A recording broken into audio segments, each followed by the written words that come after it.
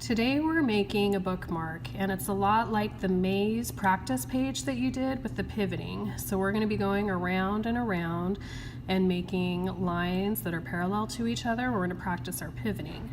So since there are no lines on this fabric, we're going to use the edge of the presser foot as our guide. So you want to line that up with the right edge of your fabric. Now just keep in mind, usually we want the extra fabric to the left because there's more space over here and because the measurements are on the right side.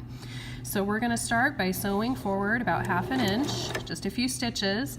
Then you're going to hold down the reverse button and go back to the edge to lock your stitches, and then you're going to come forward. So remember, for pivoting, we're going to sew until we get close to the other end, and then we're going to stop and we're going to use the hand wheel. So when that presser foot gets to the edge of the fabric, that's a good time to stop.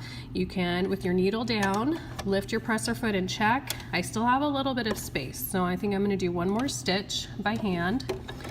Make sure my needle's down, lift up my presser foot and pivot and go to the next corner, and same thing. I'm going to stop when I get close. I'm going to check.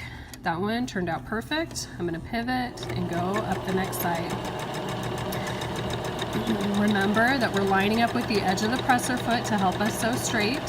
When I get close to that edge, I'm going to stop. I'm going to sew by hand if I need to with the hand wheel, pivot. And this time I want to stop when I get to my stitching. So I'm going to check and see if my presser foot lines up. I have a little bit of room.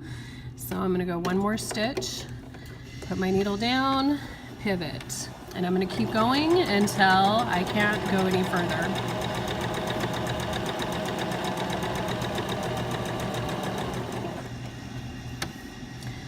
So remember that with pivoting, you really have to be patient and make yourself take your time when you're getting close to those corners to get your nice pivots.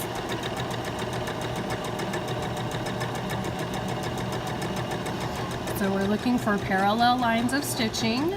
We're looking for sharp corners. And we're also looking for reverse stitching at the beginning and the very end of when you're sewing.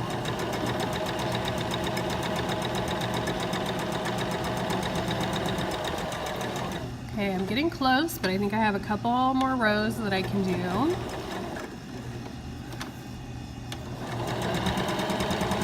Yeah, I think I'm going to do one more after this.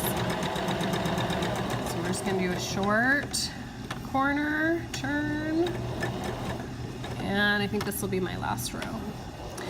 So remember, when I get close to my stitching, I'm going to stop and I need to reverse and lock my stitching.